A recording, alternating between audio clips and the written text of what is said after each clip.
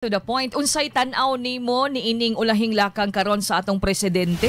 Diin siya nagpatawag og courtesy resignation sa iyang gabinete. Professor, nagpakita ba ni og kalig-on or strength or weakness sa iyang liderato ni President Bongbong Marcos? Yeah, for me, if you try to analyze it properly, parang it's a show of weakness. No? In fact, para sa akin, this is smoke screen lang, di ba? Para at least malihis yung attention ng tao doon sa mga dapat na dapat na pinag-uusapan natin, no. For example, bakit palpak yung kanilang kampanya for 2025 midterm elections, no. Hindi ganoon kalakas yung kanilang performance. Diba? Yung reason nito, they are not performing well, diba? They are not addressing the needs and wants of the people. Mm-hmm. So yun talaga yung puno-tulo no. And then you cannot blame your department secretaries, no. And yun pa talaga, lahat pa talaga pina-courtesy resignation mo. Mm-hmm. Kasi remember na yung mga department secretaries din naman, no, they will just act based on the mandate of the president, being the alter ego. Diba? Alter ego kasi ng presidente yung mga department secretary. So if they are not performing well, na despite na nagbigay yung presidente ng mga directives, hindi nila ginawa, yun dapat talagang tanggalin sila.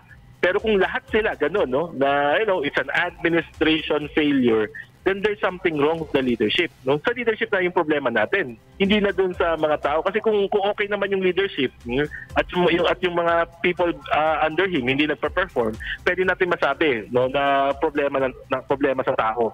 Pero kung sa leadership mismo medyo may problema na, and then sasabihin mo lahat sila may problema, and then dapat yung leadership yung i-address, hindi yung mga tao under him.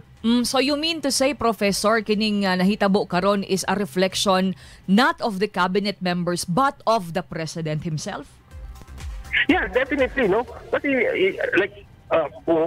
ito lang kung ito nakikita niya lang kung sino yung mga hindi talaga nagpa-perform, doon mismo sasabihin niya, tatanggalin natin yan kasi hindi nagpa-perform yan. But the mere fact na ngayon pa kayo mag-evaluate, di ba? Na mag-courtesy resignation kayo, and then yung mga hindi nag-perform, tatanggapin ko yung resignation. Parang mali yata, di ba? Parang pakitang tao na lang, no? So kung talagang you have control over your cabinet, di ba? May magandang plano ka for your administration, and yet hindi na implement ng iyong mga cabinet members, doon talaga na dapat magalit ka, dapat tanggalin mo na sila.